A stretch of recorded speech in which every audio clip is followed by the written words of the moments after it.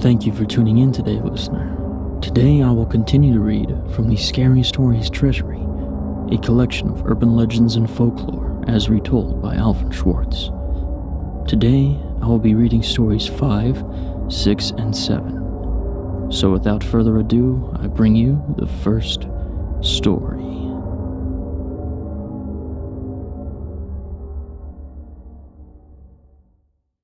The Thing. Ted Martin and Sam Miller were good friends. They spent a lot of time together. On this particular night, they were sitting on a fence near the post office, talking about one thing and another. There was a field of turnips across the road. Suddenly, they saw something crawl out from the field and stand up. It looked like a man, but in the dark, it was hard to tell for sure. Then it was gone. But soon it appeared again. It walked halfway across the road, then it turned around and went back into the field. Then it came out a third time and started toward them.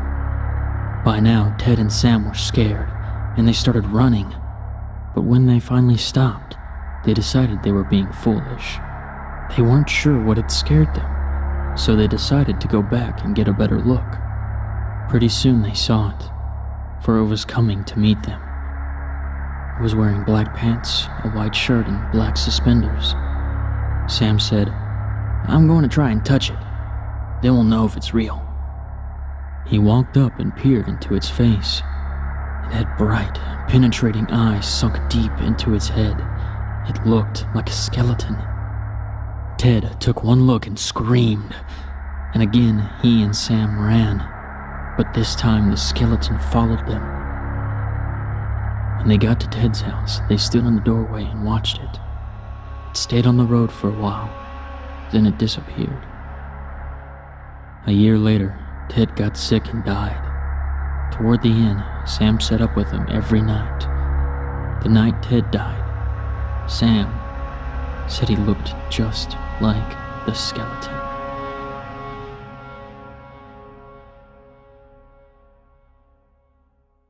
Cold as clay.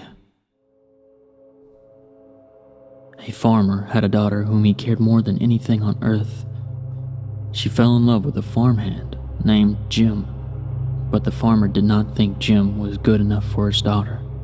To keep them apart, he sent her to live with her uncle on the other side of the county.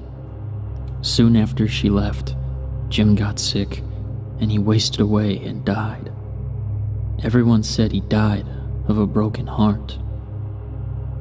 The farmer felt so guilty about Jim's death, he could not tell his daughter what had happened. She continued to think about Jim and the life they might have had together. One night, many weeks later, there was a knock on her uncle's door. When the girl opened the door, Jim was standing there. "Your father asked me to get you," he said. "I came on his best horse." "Is there anything wrong?" she asked. "I don't know," he said. She packed a few things and they left. She rode behind him, clinging to his waist. Soon he complained of a headache. "It aches something terrible," he told her. She put her hand on his forehead. "Why, you're as cold as clay," she said. "I hope you're not ill." And she wrapped her handkerchief around his head. They traveled so swiftly that in a few hours they had reached the farm. The girl quickly dismounted and knocked on the door. Her father was startled to see her. "Did you not send for me?" she asked. "No, I didn't," he said. She turned to Jim, but he was gone, and so was the horse. They went to the stable to look for them. The horse was there. It was covered with sweat and trembling with fear, but there was no sign of Jim. Terrified, her father told her the truth about Jim's death. Then quickly he went to see Jim's parents. They decided to open his grave. The corpse was in the coffin, but around its head they found the girl's handkerchief.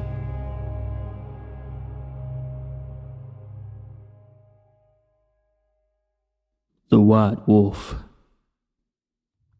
The timber wolves around French Creek had gotten out of hand. There were so many wolves the farmers could not stop them from killing their cattle and sheep.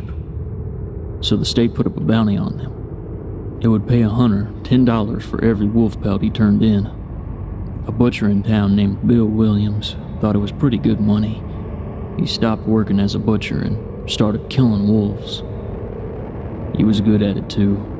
Every year he killed over 500 of them. That came out to more than $5,000. It was quite a bit of money in those days. After 4 or 5 years, Bill had killed so many wolves that there were hardly any left in the area. So he retired and vowed to never harm another wolf because wolves had made him rich. Then one day a farmer reported that a white wolf had killed 2 of his sheep. He had shot it and hit it, but the bullets didn't have any effect. Soon, the wolf was seen all over the countryside, killing and running, but nobody could stop it. One night, it came into Bill's yard and killed his pet cow. Bill forgot all about his decision to never harm another wolf. He went into town the next morning and bought a young lamb for bait. He took it into the hills and tied it to a tree. Then he backed off about 50 yards and sat down under another tree. With his gun in his lap, he waited. When Bill didn't come back, his friends started looking for him. Finally, they found the lamb. It was still tied to the tree.